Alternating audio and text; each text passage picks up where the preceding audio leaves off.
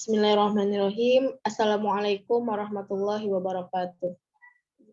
Perkenalkan, nama saya Pipi Trobiani dengan NPM 192153012. Pada kesempatan kali ini, saya akan mempresentasikan proposal penelitian yang telah saya buat dengan judul Pengaruh Model Pembelajaran POE2WE berbasis ELKS terhadap hasil belajar.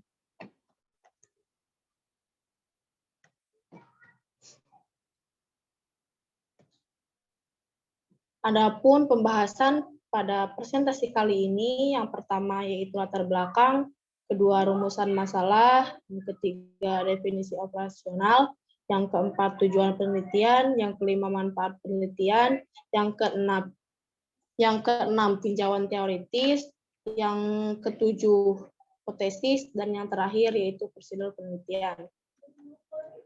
Untuk pembahasan yang pertama yaitu latar belakang. Latar belakang dimulai dengan studi pendahuluan yang dilakukan di SMA Negeri 3 Tasikmalaya. Studi pendahuluan ini terdiri dari wawancara guru dan angket siswa. Angket siswa ini ditujukan kepada kelas 11 MIPA SMA Negeri 3 Tasikmalaya. Dari studi pendahuluan tersebut muncullah permasalahan-permasalahan. Di antaranya yaitu yang pertama hasil belajar siswa yang kurang, yang kedua yaitu hasil belajar yang kurang, yang kedua yaitu ketertarikan siswa kurang terhadap pembelajaran fisika.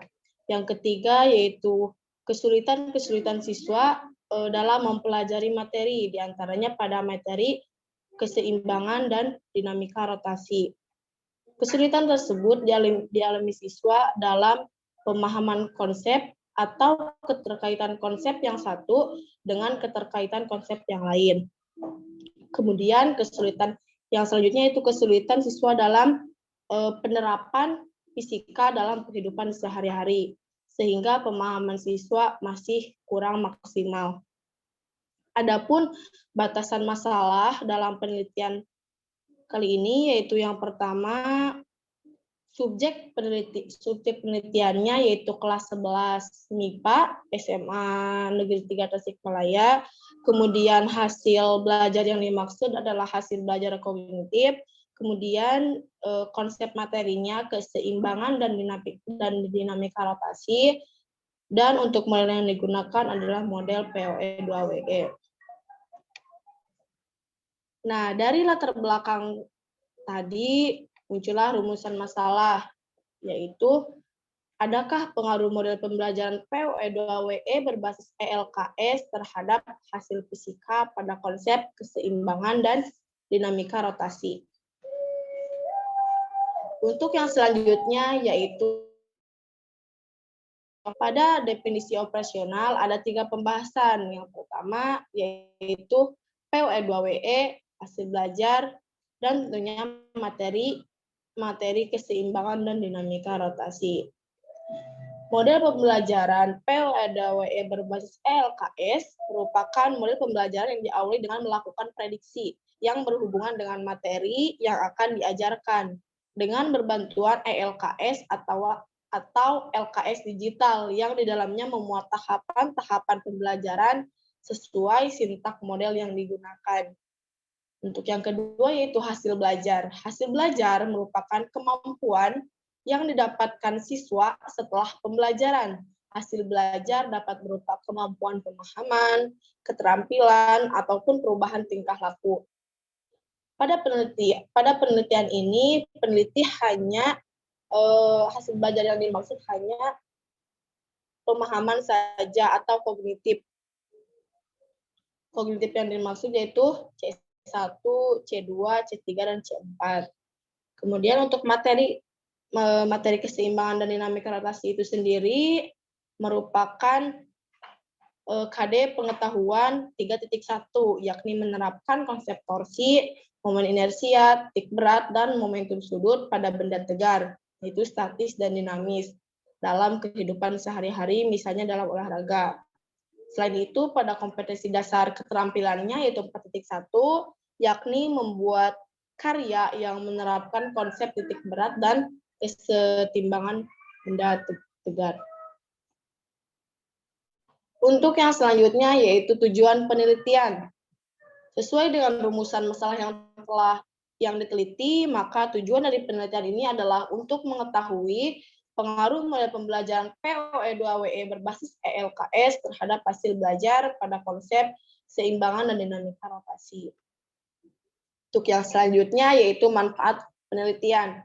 Manfaat penelitian ada dua, yaitu manfaat teoritis dan manfaat praktis. Untuk manfaat teoritis itu sendiri, yaitu memberikan penjelasan tahapan POE2WE berbasis ELKS agar dapat digunakan oleh seluruh pelaku pendidikan demi kemajuan pendidikan khususnya pada mata pelajaran fisika. Kemudian untuk manfaat praktis, yang pertama itu bagi sekolah sebagai bahan masukan dalam memberikan kebijakan, yang kedua itu bagi guru sebagai alternatif dalam mengembangkan pembelajaran, tentunya untuk meningkatkan hasil belajar, yang ketiga yaitu bagi peserta didik, yaitu dapat meningkatkan hasil belajar tentunya, yang keempat yaitu bagi peneliti. Peneliti menjadi lebih mampu untuk menentukan, mempersiapkan, dan merancang suatu strategi pembelajaran. Untuk yang selanjutnya yaitu tinjauan teoritis. Tinjauan teoritis itu sendiri ada 3 pembahasan. Yang pertama yaitu POE2WE, yang kedua hasil belajar, yang ketiga yaitu keseimbangan dan dinamika rotasi atau materi yang digunakan. Untuk yang pertama yaitu POE2WE. Definisi model POE2WE itu sendiri yaitu model POE2WE merupakan model pembelajaran yang dikembangkan untuk mengetahui pengetahuan siswa dengan menggunakan pendekatan konstruktivistik. Nah, adapun definisi LKS itu sendiri yaitu lembar-lembar kegiatan yang dilakukan siswa agar menemukan konsep. Nah, untuk yang selanjutnya yaitu definisi model POE2WE berbasis LKS, yaitu model pembelajaran yang mengkolaborasikan model pembelajaran dengan pendekatan konstruktivistik berbasis LKS digital atau biasa disebut ELKS untuk memudahkan pendidik dan peserta didik dalam kegiatan pembelajaran. Untuk yang selanjutnya yaitu hasil belajar. Hasil belajar, mohon maaf, untuk selanjutnya yaitu kelebihan model POE2WE. Untuk kelebihan model POE2WE itu sendiri yaitu ada siswa lebih aktif, mandiri, kemudian meningkatkan kemampuan berpikir kritis, kemudian mempermudah peserta didik dalam memahami materi. Itu.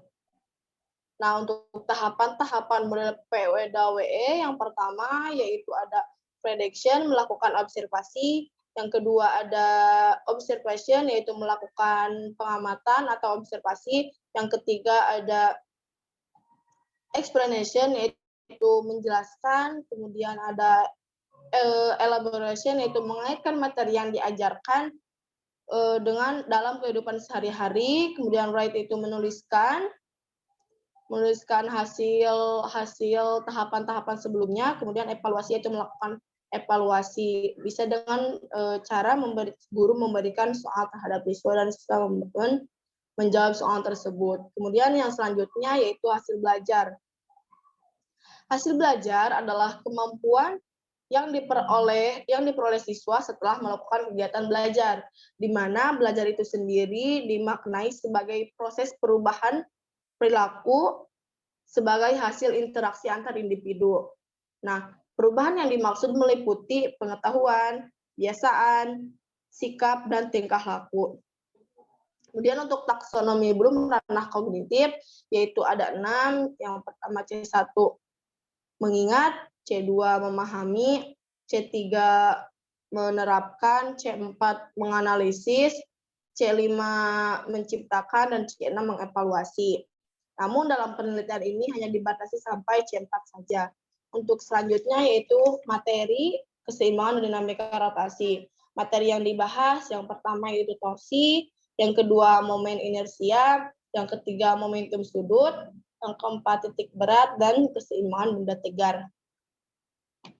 Untuk yang selanjutnya, untuk tinjauan teoritis, yang selanjutnya yaitu hasil penelitian yang relevan. Pada penelitian kali ini, peneliti menggunakan 5 referensi. Yang pertama yaitu dari Jessica Purba dan kawan-kawan dalam jurnalnya yang berjudul Pengaruh Pembelajaran Digital dengan Blended PWE bagi siswa atau mahasiswa. Kemudian yang kedua Heri Maulana Sidik dan Arik Nur Mahmudin dalam jurnalnya yang berjudul Efektivitas PWE terhadap hasil belajar siswa pada materi alat optik. Kemudian Ihsan Nurdiansyah dalam jurnalnya yang berjudul Penerapan Model PWE terhadap pemahaman konsep fisika materi gelombang berjalan dan gelombang stasioner. Kemudian Rizky Al-Fajriyah dan Budi dengan judul jurnalnya yaitu Penerapan Model PWE berbasis virtual learning pada materi listrik arus bolak-balik. Kemudian yang terakhir yaitu Yuni M. Permatasari dalam jurnalnya yang berjudul Model Pembelajaran PWE berbantuan e-modul meningkatkan pemahaman konsep matematika materi integral tak tentu fungsi aljabar kelas 11 SMA Widya Gama Malang. Untuk yang selanjutnya yaitu kerangka konseptual. Nah, untuk kerangka konseptual dapat dilihat pada bagian kerangka konseptual. Yang pertama yaitu dari dilakukan studi pendahuluan untuk muncul permasalahan. Permasalahannya itu yaitu pertama belajar fisika yang masih rendah, sulitnya siswa memahami konsep, guru tidak mengaitkan materi dengan kehidupan sehari-hari, guru kurang menantang kemampuan berpikir siswa dalam proses belajar. Kemudian dilakukan penerapan model PWE berbasis ELKS pada materi keseimbangan dan dinamika rotasi, kemudian dilakukan evaluasi belajar, dan tentunya diharapkan dapat meningkatkan hasil belajar. Untuk yang selanjutnya yaitu hipotesis penelitian. Hipotesis penelitian HO-nya yaitu tidak ada pengaruh pada pembelajaran PWE berbasis ELKS terhadap hasil belajar. Untuk HA-nya itu ada pengaruh model pembelajaran PWE berbasis ELKS terhadap hasil belajar. Untuk yang selanjutnya yaitu prosedur penelitian. Prosedur penelitian itu terdiri dari yang pertama metode penelitian, variabel penelitian, desain penelitian, populasi dan sampel, teknik pengumpulan data, instrumen penelitian, teknik analisis data, langkah-langkah penelitian, serta waktu dan tempat penelitian. Untuk yang pertama yaitu metode penelitian. Metode yang digunakan dalam penelitian ini adalah metode kuasi eksperimen. Kemudian untuk yang kedua yaitu variabel penelitian. Variabel penelitian yaitu terdiri dari variabel bebas dan variabel terikat. Variabel bebasnya yaitu model PWE. Untuk variabel terikatnya yaitu hasil belajar. Untuk desain penelitian yaitu pretest, post-test, control group design. Kemudian untuk populasi dan sampel, populasinya itu seluruh siswa kelas 11 MIPA SMA Negeri 3 Tasikmalaya, dan untuk sampelnya yaitu menggunakan teknik cluster, sampel yang secara acak. Kemudian untuk teknik pengumpulan datanya yaitu pengumpulan data tes. Untuk instrumen penelitiannya yaitu tes hasil belajar kognitif dari C1 sampai C4. Nah, ini merupakan tabel populasi penelitian yaitu dari kelas 11 MIPA 1 sampai 11 MIPA 8 dengan total peserta didik keseluruhannya yaitu 288 siswa dengan tiap kelas 36 siswa. Untuk desain penelitiannya ini merupakan desain penelitian yang tadi yang gambaran tabelnya. Desain penelitian pretest, post-test, control group. Untuk instrumen penelitian, nah untuk ini instrumen penelitian kisi-kisinya. Nah, kemudian untuk yang selanjutnya yaitu teknik analisis data. Untuk teknik analisis data yang dilakukan, yang pertama ada uji coba instrumen, ada uji prasyarat, dan ada uji hipotesis. Untuk yang selanjutnya itu langkah-langkah penelitian. Untuk langkah-langkah penelitian ada 3 tahapan. Yang pertama itu tahap persiapan, yang kedua tahap pelaksanaan, yang ketiga tahap akhir. Untuk yang terakhir yaitu waktu dan tempat penelitian. Untuk waktu direncanakan selama waktu penelitian direncanakan yaitu dalam waktu rentang 8 bulan. Untuk yang selanjutnya yaitu tempatnya dilakukan penelitian ini adalah di SMA Negeri 3 Tasikmalaya. Nah, ini merupakan bagian langkah-langkah penelitian. Untuk yang pertama itu tahap persiapan. Tahap persiapan ini meliputi mengurus surat izin penelitian, survei tempat uji coba instrumen, membuat instrumen penelitian, dan lain-lain, uji coba instrumen, analisis hasil uji coba instrumen, dan perbaikan instrumen. Kemudian ada tahap pelaksanaan, yaitu pretest, pelaksanaan pembelajaran, dan post-test. Pelaksanaan pembelajaran ini terdiri dari 2 kelas, yaitu kelas eksperimen dan kelas kontrol. Kelas eksperimen menggunakan model PWDW berbasis ELKS, kemudian kelas kontrol menggunakan model konvensional, yaitu ceramah. Kemudian untuk tahap akhir, yaitu meliputi analisis data, hasil penelitian, dan kesimpulan. Nah, mungkin itu saja yang dapat saya sampaikan. Mohon maaf bila ada kata-kata yang kurang dipahami atau ada salah kata. Kurang lebihnya mohon maaf. Billahi taufiq wal hidayah. Wassalamualaikum warahmatullahi wabarakatuh.